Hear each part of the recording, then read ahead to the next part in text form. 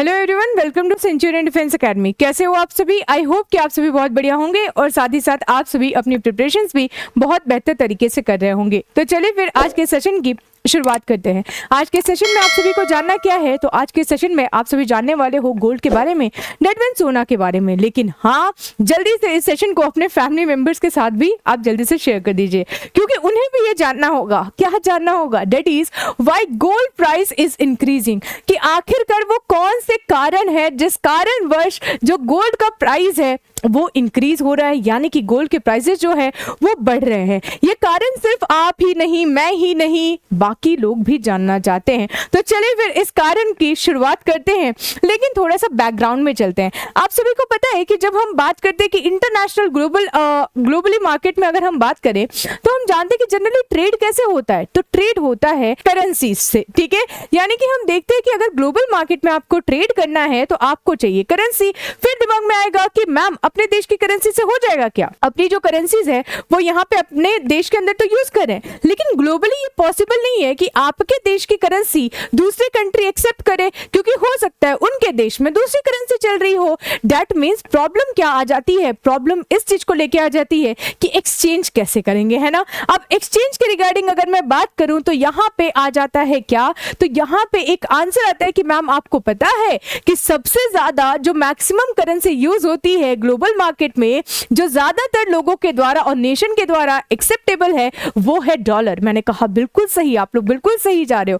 लेकिन हाँ, फिर इस पॉइंट पे मैं आपको रोकूंगी। आखिरकार इसकी शुरुआत कब की गई थी? तो इसकी शुरुआत के बारे में अगर मैं बात करूं तो अराउंड 18th सेंचुरी की बात है कि 18th सेंचुरी के दौरान यूएसए क्या करता है, अमेरिका क्या करता है, एक रूल लाता है जिसमें ये चीज कही जाती है कि जो करेंसी की वैल्यू है उसको गोल्ड के वैल्यू के बराबर रखने की बात की गई। आप बोलोगे नहीं समझ आया। चलिए फिर वर्ल्ड वॉर 2 के बारे में बात करते हैं। अब वर्ल्ड वॉर 2 के बारे में अगर मैं बात करूं तो मोस्ट ऑफ द नेशन ये युद्ध में बिजी थे, लेकिन जैसे कि हमेशा अमेरिका करते आया है कि कभी वो फ्रंट फुट पे आते नहीं, वो बैक कब से ये कहते कि चलो तुम आगे खेलो, मैं पीछे हूं, है ना। यानी कि मैं पीछे हूं। बैकअप से आप क्या कर रहे हो? बैकअप से आप चीजें बेच रहे हो। यानी कि आप सोच रहे हो कि देश जब लड़ते हैं तो ओवरऑल उनको क्या चाहिए? उनको तो वेपन्स चाहिए। प्रोवाइड कौन करेगा? America, right. तो वेपन्स चाहिए, यानी कि यहाँ पे कहीं ना कहीं जो अमेरिका है वो करता क्या है? सोचता ये कि मेरा प्रॉफिट हो जाए। इसी दौरान अमेरिका में एक चीज आया जिसमें बताया गया ये कि चाहे आपके पास $1 हो या फिर चाहे आपके पास 1 ग्राम सोना हो, यानी कि समझिए इन्होंने अपने डॉलर को इतना मजबूत कर दिया, कहा कि अगर आपके पास 1 ग्राम गोल्ड है या फिर आपके पास $1 है तो ये दोनों की वैल्यू बराबर होगी। यानी कि समझिए जो सोने का प्राइस उस दौरान चल रहा था उसी प्राइस के इक्विवेलेंट डॉलर हुआ करता था। तो लोगों के दिमाग में ये चीज बहुत क्लियर हो गई कि सब कोई भी करेंसी को मना तो कर सकता है, लेकिन कोई सोने को मना नहीं करेगा। और यहाँ पे तो यूएसए के द्वारा ये कहा जा रहा है ना कि ये जो गोल्ड है, ये गोल्ड के बराबर ये अपना $, है। तो चाहे $, रखो या फिर 1 ग्राम गोल्ड रखो, दोनों बराबर है। अब लोगों ने क्या किया? मोस्ट ऑफ द नेशन ने क्या किया? ट्रेडिंग स्टार्ट की, ठीक है। जब व्यापार स्टार्ट किया तो मैक्सिमम यूज किसका? मैक्सिमम यूज डॉलर का होने लगा। यानी कि समझिए स्टार्टिंग देश से हुई थी, लेकिन क्या किया गया? देखा गया ये कि ये चीज ग्लोबली बात फैल चुकी थी। अब हम देखते हैं कि मैक्सिमम जो ट्रेड होता है वो किससे होता है? तो वो होता है आपके डॉलर पे, ठीक है। ये चीज क्लियर हुई।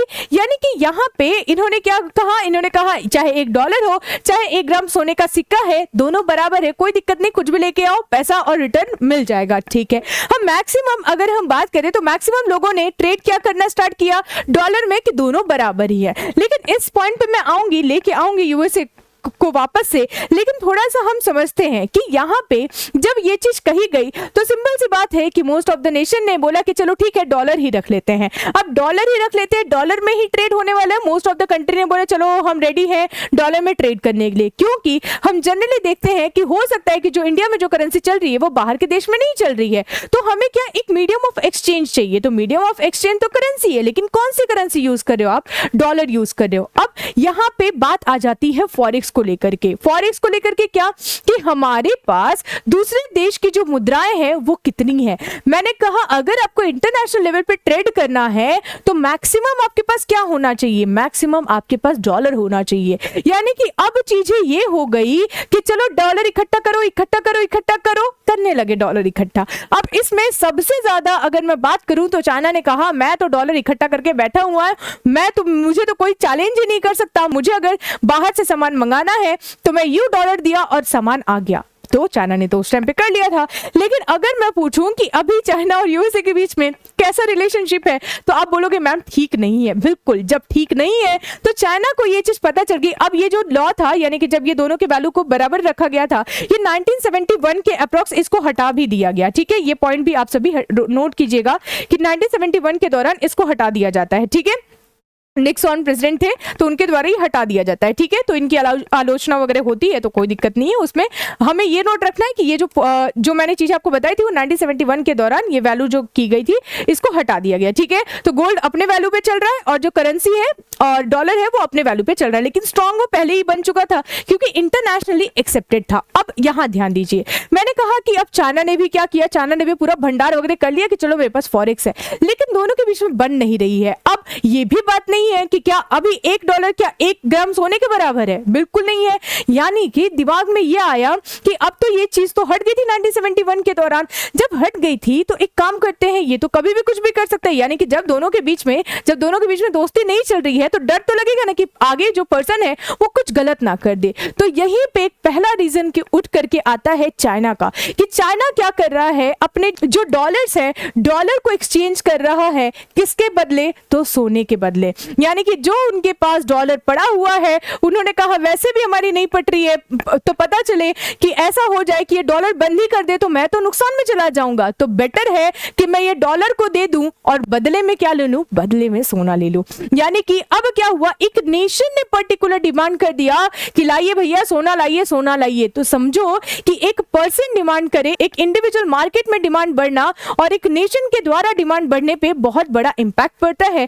यानी कि जो हम देख रहे हैं कि प्राइसेस जो बढ़ रही हैं उसका एक मेन रीजन क्या आ रहा है, उसका मेन एक रीजन आ रहा है दैट इज चाइना का कंटिन्यूअसली गोल्ड का डिमांड करना और गोल्ड का खरीदना। ठीक है, नेक्स्ट रीजन के बारे में अगर मैं बात करूं तो नेक्स्ट रीजन क्या है, तो नेक्स्ट रीजन है आपका इन्फ्लेशन। आप सभी जानते हैं कि एट प्रेजेंट क्या हुआ है कि अमेरिका में इन्फ्लेशन देखने को मिला है, दैट इज मुद्रास्फीति। मुद्रास्फीति कब होती है, जब लोगों के पास पैसा बहुत ज्यादा बढ़ जाता है। लोगों के पास जब पैसा बढ़ जाता है तो थोड़ा इसको भी हम देख लेते हैं कि मैंने कहा आपके पास तो पैसा आ गया यानी कि रुपीस आ गए, तो आप कहोगे मैम मैं तो जा रहा हूं मार्केट, मैं तो जा रही हूं मार्केट, मैं तो चीजें खरीदूंगी। दैट मींस आप डिमांड बढ़ा रहे हो। जब आप मार्केट में डिमांड बढ़ा रहे हो, सप्लाई कांस्टेंट है, तो जो प्राइस है उस वस्तु का वो भी बढ़ जाएगा। इसका मतलब इस पे थोड़ा ध्यान दीजिएगा कि पहले मैं अगर कहूं कि 10 रुपए में आपको एक बिस्किट का पैकेट मिलता था, लेकिन अब वही बिस्किट का पैकेट लेने के लिए आपको 20 रुपए देना पड़ रहा है। इसका मतलब क्या हुआ, इसका मतलब आपकी जो क्रय शक्ति है, दैट मींस खरीदने की शक्ति है, वो कम हो चुकी है। तो इसीलिए अगर हम इसके पीछे का एक रीजन देखें तो वो है इन्फ्लेशन। और इन्फ्लेशन क्या कर रहा है, इन्फ्लेशन का मतलब मैंने अभी आपको बताया कि प्राइजेस का बढ़ना हुआ। प्राइजेस का बढ़ना क्यों हुआ, क्योंकि लोगों ने डिमांड की। लोगों ने डिमांड क्यों की, क्योंकि लोगों के हाथ में पैसा आया। तो पैसा आया, इसका मतलब ये कि जब लोग मार्केट में जा करके सामान खरीद रहे हैं तो उनका परचेसिंग पावर घट चुका है। तो मान लेते हैं कि पहले $1 में वो 2-3 सामान ले सकते थे, लेकिन अब $1 में एक ही सामान ले रहे हैं। दैट मीन्स जो डॉलर है वो डॉलर की जो प्राइस है और उसका जो वैल्यू है वो नीचे जा रहा है। तो क्या ये चीज क्लियर हुई? तो सेकेंड रीजन क्या बनता है, सेकंड रीजन आपका इन्फ्लेशन बनता है। और थर्ड रीजन अगर हम बात करें तो जनरल सी बात है, और वो क्या है, तो वो है ईरान और साथ ही साथ इजराइल का कॉन्फ्लिक्ट। ये भी इसमें एक रीजन है जिसके वजह से हम देख रहे हैं कि मार्केट में डिमांड बहुत ज्यादा बढ़ रही है। और अगर मैं बात करूं, आप सभी ने ये भी देखा होगा कि स्टॉक मार्केट और गोल्ड के बीच में एक रिलेशन है, और जो रिलेशन है वो इनवर्स रिलेशन है। दैट मींस अगर स्टॉक मार्केट अप जाता है तो आप देखना गोल्ड के प्राइसेस डाउन जाते हैं, लेकिन गोल्ड के प्राइसेस जब अप जाते हैं तो स्टॉक मार्केट भी डाउन जाता है। ये रिलेशन भी आप सभी को याद रखना है। अब इसी के साथ मुझे ये भी आपको बताना था कि इसमें आप सभी ने देखा कि ये तो रीजन है, लेकिन यहाँ पे जो इंडिविजुअल हम देख रहे हैं कि मार्केट में भी जो डिमांड बढ़ रहा है शादी वगैरह को लेकर के, तो हाँ ठीक है, ये भी एक रीजन है। तो ये जनरली हर साल होता है, तो इसको मेजर रीजन नहीं कहेंगे। तो मेजर यानी कि मेन जो रीजन थे वो कौन से थे, तो वो चीजें मैंने आपको बता दी। आई होप कि आप सभी को ये सेशन पसंद आया होगा, समझ में आ गया होगा कि आखिरकार रीजन क्या है जिसके वजह से ये प्राइजेस जो है गोल्ड के वो बढ़ रहे हैं। तो बिल्कुल इस सेशन को अपने दोस्तों के बीच में शेयर करना ना भूलें। तब तक के लिए थैंक यू सो मच। मिलते हैं आपसे नेक्स्ट सेशन में and Jai Hind to everyone.